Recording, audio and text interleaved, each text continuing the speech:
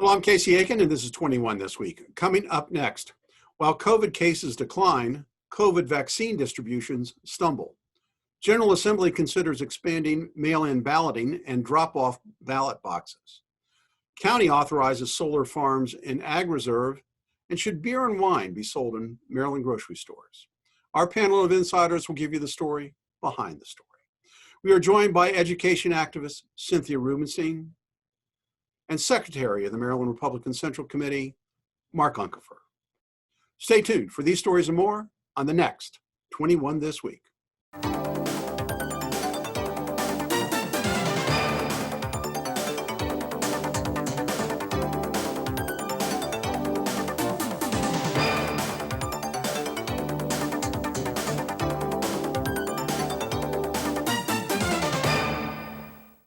While there is some good news that COVID-19 cases have significantly declined in the past 6 weeks, a week after the Baltimore Sun ran this startling headline, "Getting an appointment for the COVID-19 vaccine in Maryland is the 2021 equivalent of striking gold," the Baltimore Sun ran a news story today with the headline, "Getting a vaccine is like winning the lottery."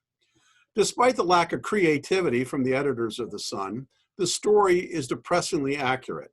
Only the lucky or the connected are getting the vaccine. Whomever designed the COVID-19 vaccination distribution program must have worked at the Department of Motor Vehicles. Cynthia, there's an old saying that too many cooks spoil the broth. Why didn't the state and counties do a better job in designing a distribution plan for this important vaccination? Well, the governor did not opt in to set up a statewide system, but I can understand how he might have been thinking about this, because what if that was it and it crashed? Just ask Anthony Brown, who, when he was lieutenant governor, was given the responsibility for the state health exchange, and it crashed and initially was a disaster. Secondarily, the governor's already seen how the unemployment insurance system worked in Maryland for those who were filing claims. And third, the overarching issue is really about the supply of vaccine. Right. Still very, very limited. It's not controlled by the state, it's controlled by the feds, and we just don't have enough supply yet. Well, but the sign-up system is horrendous, Cynthia. It is horrendous. It is absolutely brain dead when it comes to the sign-up system. And Mark, that's what I want to talk to you about. The sign-up and registration system is like a 3-card Monte game. The state doesn't have a single pre-registration appointment site like Virginia has. So each person has to play dialing for dollars each day in search of a vaccine. The county is a pre-registration system, but has so many criteria as to who can qualify to get a vaccination that many Montgomery County residents go to Prince George's County to get the jab. So who's to blame? Well, I think you put your finger on a key issue, which is the lack of transparency in the process. So we certainly understand, as Cynthia says, that there's a lack of an adequate supply of vaccine. It's going to take a while to do that. So while those vaccines are being doled out, some people are being held in queue or being delayed or being given a lower priority. Other people are giving a higher priority. And the process for that is just hard to understand. So as you say, you try again. You have no idea. Nobody's telling you, wait a second, sorry, you're X number in line, but we'll get back to you because this is who we're servicing first. Well, here's the problem. I was on the phone-in line for M&T Stadium the other day. 95-minute wait came the recorded message. The recorded message also said, well, if you want to, you can give us a callback number and we'll call you back and you won't lose your place in line. Well, guess what? No callback. Surprise. The system is terrible. And it's the county and the state's fault for this way. It's not, Cynthia, I disagree with you. It's not just about the number of vaccines. If I could sign up and they tell me I got to wait till April 15th at least I know with some assurances Right. that I was going to get a vaccination. Yeah, but right now, I mean, trying to design and integrate all the systems together now in midstream is a technologist's nightmare. Well, they had time, Cynthia. I mean, No, I'm saying they were, now, the situation we are in now. all right, but 5 months ago, I mean, we're talking October. We were being told that that the vaccinations were going to start coming out sometime towards the end of the year, and not to have better systems in place. All these public officials should be thrown out of office, in my opinion. Well, I that think it's just insane. that includes your Republican governor, because Yeah, Well, he's lockdown, this is Larry. in his wheelhouse. You can have lockdown. Lockdown, Larry should run as a Democrat in 2022 or 2024, for whatever seat he wants to run, because he's not going to win the Republican primary. Mark likes that. I was going to say, well, he's term limited, so we're okay off that. Yeah, I guess. Anyway, I've had my rant. Now let's talk about the General Assembly. And Mark, among many of the items being considered by the Maryland General Assembly is one I want to point out, given how controversial this topic was in the last election. State legislators are looking to expand the mail-in ballot and the drop box program that was implemented during the last election cycle. What do you know about this proposal?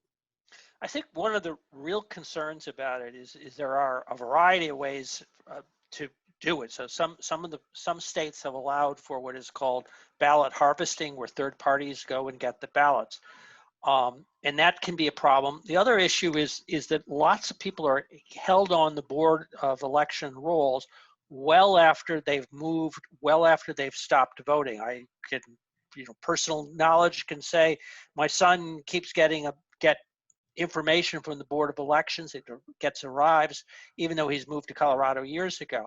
So it would be really important to clean up the lists with people who haven't voted for a while, so that you didn't have this threat of people who were not really voters, who were not participating, having their ballots intercepted from some nefarious process. I think there'd be a lot more comfort if you had that kind of cleansing of the rolls to prevent the prospect of fraud. So, but I have a technical question for you, Mark. Are the mail-in ballots treated like provisional ballots, so that they're counted at the very end, as opposed to early voting that's done at the ballot polling places and on day voting? Now, I don't know if it was a waiver, but in this election in Maryland, I should say the presidential election, the board started early counting those votes as they came in, because they frankly recognized they were going to have a huge number of ballots and they didn't want to take a protracted period of time to do that. Now, I don't know if that was done as a waiver or that is standard practice. It probably makes sense to be able to continue to do that. One of the issues that you do have with the mail-in ballots, this is not without complication, is signatures change over time. And so the problem is the board will see a signature card and they'll look at a ballot and they're completely different. And as a result, there is a process called curing it, just to verify that the ballot was in fact from the person intended. That can create a whole series of problems, because if the person doesn't get notified, then their ballot won't count, or do you go ahead and let the ballot go through even though the signatures don't match up? So there's some real challenges there to work through it.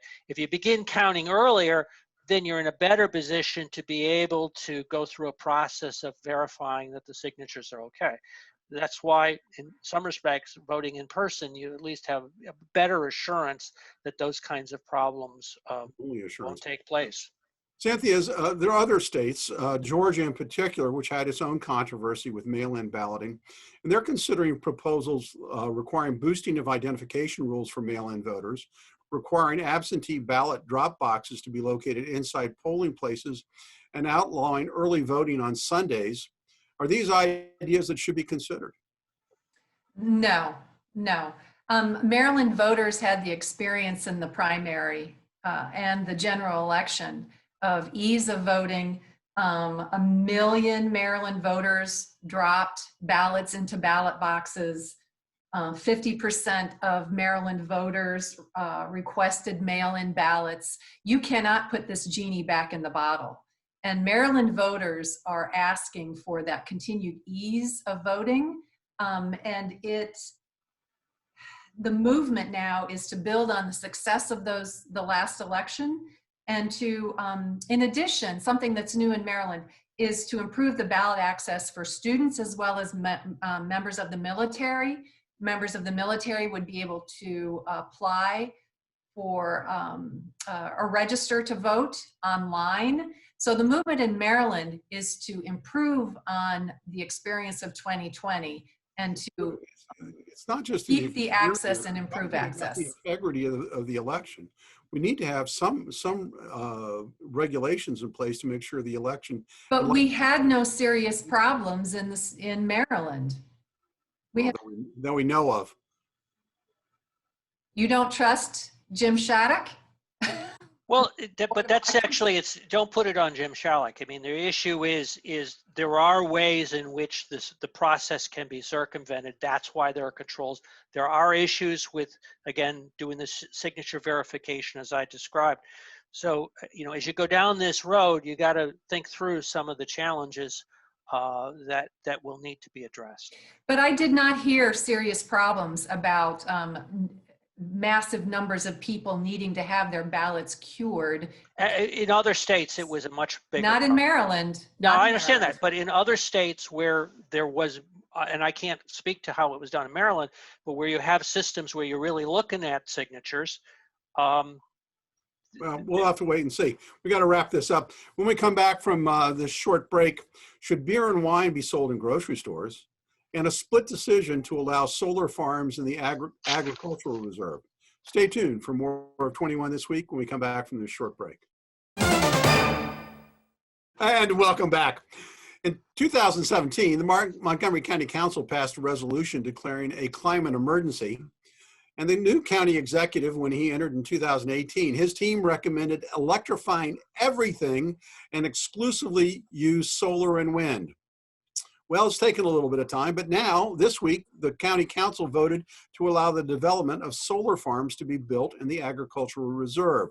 But this decision wasn't without controversy, since the plan that was passed was scaled back significantly and severely restricts where solar development may occur and the vetting of companies before being allowed to operate. It was kind of a half a loaf here. Cynthia, the original proposal by council members Tom Hucker and Hans Reimer came under attack by farmers and land preservationists, and ultimately a watered-down version was approved. But isn't it significant, considering the fact that Tom Hucker voted against the amendment, and Shaberton Energy, a major solar farm operator, announced that the new plan made it unviable as a business operation and canceled all of their proposed projects? So what did we really get out of this? Well, the amendments that were attached to the original bill were basically poison pill. And in 2 years, the county council will revisit this to see what's happened in the intervening years. And my prediction is that zip will have happened. There will be no added solar farms. The original bill, to put it in perspective, we have over 100,000 acres in the Ag Reserve, and this proposal was for allowing up to 1,800 of them to have solar farms. So we're talking about less than 2% of the Ag Reserve. Secondarily, it would have provided electricity to the equivalent of 50,000 homes. So what I find a little ironic here, as the environmentalist farmer's daughter from Iowa, is that land preservationists were worried about solar farms in bucolic settings, etc., while defending and helping commodity farmers who put herbicides, insecticides, and pesticides into the environment in the interest of farming. I just find it ironic that preservationists don't recognize commodity farming and its impacts on the land, our bucolic ag reserve, so-called bucolic ag reserve, and the environmental good that this could have brought in bringing solar power and electricity to up to 50,000, the equivalent of 50,000 homes. So What's your view on this? years. Well, I think this is an example of sort of NIMBYism. So if we're recognizing that climate change is a crisis, which you mentioned the council has done before, then you need to be prepared to take steps to be able to use renewables. And this is a recurring phenomenon that we've had with siting, where less carbon intensive energy installations have been blocked, delaying the transition. Now that includes, de-emphasizing coal by using natural gas, but it also includes using renewables such as both wind. There've been problems like this in solar as well, or getting the grid expanded so you can bring in some of these resources. If this is a real environmental crisis, then folks have got to be willing to compromise and accept some of the changes that are being proposed in order to address that. Or else you frankly have a lack of credibility if you simply continue doing the same old thing as you've done before. Well, What Mark said. Decisions. I mean, it's easy to pontificate and say we should change everything to solar and wind, but the actual conversion process, is far more difficult when you look at what has to be changed and amended here. Could I say the good news? The good news is that the U.S. has made a lot of progress towards reducing its carbon emissions, and it has been part of this transition that's taken place for moving to fuels that are less carbon intensive. Sorry, I interrupted you. Well, but that's one of the things I'm going to talk about next week, which is the county just put an order in for 240 some electric vehicles for school buses. But the fact, and to replace the dirty diesel engines in the existing fleet. Well, the fact is it takes 9 years for an electric car to be greener than a diesel car on average, because of all of the components necessary that goes into the battery system, the cobalt, the lithium, and the terrible things that they do, particularly on disposal. And so these are not simple decisions, and the decision to go electric doesn't mean you're being green. It may just mean you're shifting one carbon footprint for another. And we're going to talk about that on next week's show. Good. We got to go into our final topic, which is probably the most important topic of the day, which is, should beer and wine be sold in grocery stores? Mark, what do you think? Yes, it should. And full disclosure, and I should say it's a nonpartisan disclosure. I go to Virginia to Total Wine. The Trone family, David Trone's facility, they've got a site there. It isn't just supermarkets. They've got a supermarket size, like 40,000 square foot site there. The selection and the prices are so much better. Here in Maryland, we have legacy laws. We've got some very entrenched special interests that have protected the licensed liquor stores that have to be a particular size and are limited to beer and wine and can't have liquor. It's really a shame. And we won't ask you what kind of car you drive or what route you take, because the Montgomery County Police can't stop you as you cross whatever bridge you. Well, of course, I file a use tax every year, Casey. You don't assume that I don't, right? Well, I'm glad you're compliant anyway. So, Cynthia, is Mark right? Is it time we get out of the Stone Ages, get out of the horse and buggy age, and let consumers have a better choice? Yeah, so another disclosure, I spend most of my weekends in Northern Virginia. I know that Total Wine store that you speak of, Mark. I'll see you there Sunday. Hey, this is, you don't have to go to confession on this show. That's okay. But I experience it on the weekend. Grocery stores sell beer and wine. If there's a good article in Seventh State written by Adam Pagnucco, who did a bit of an expose on current co-locations of grocery stores that do sell in Montgomery County that are very near other stores that sell beer and wine as well, and do not seem to have been harmed by their coexistence. So as Adam said in his article, myth busted. It is absolutely time to expand the supply and the variety of venues for folks to buy beer and wine in Montgomery County. Well, this is just another hangover from the end of Prohibition, as is the county liquor stores. It's interesting to note that one of the candidates for comptroller has already come out saying that they oppose Montgomery County maintaining their monopoly on alcohol sales at the wholesale level. So it's a topic that won't go away, and we're sure going to follow this one. All right, stay tuned for parting shots when we come back from the short break. Welcome back. Now with parting shots, Mark Uncapher. Well, Casey, I guess it's appropriate that I talk about the agreement between the governors, Hogan and Northam, about the American Legion Bridge, having talked about going to McLean to go to Total Wine.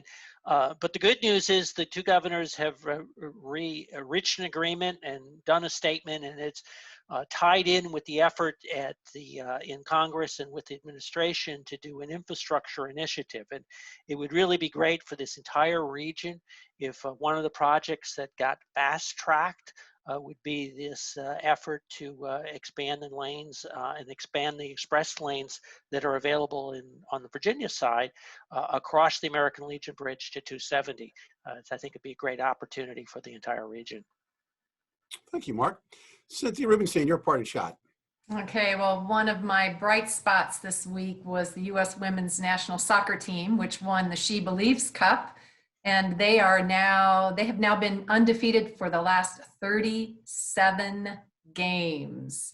It was thrilling to watch them beat Canada.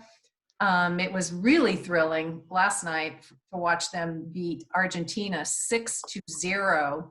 And to see the stars that I loved in 2019 make comebacks and play strongly. Megan Rapinoe, Carly Lloyd, Kristen Press. Rose Lavelle was most valuable player of the series of games. It was just thrilling to watch them play. It was fast-paced, and the U.S. Women's National Soccer Team deserves much more attention, and women's soccer deserves much more viewership because our American women are magnificent. Well, that's wonderful, and it's wonderful to hear. And as the weather is changing somewhat for the better, and we look forward to spring and the hopes that when we get our vaccinations and herd immunity, that we can go to sporting events in person. It's exciting to think that there will be some little pleasures that we'll be able to regain in the near future, like maybe going to a baseball game and not seeing Anthony Fauci throw out the first pitch. So with that, I want to thank everybody for being here today. I want to thank the audience for tuning in each and every week to Montgomery County's hardest hitting political talk show. For 21 this week, I'm Casey Aiken.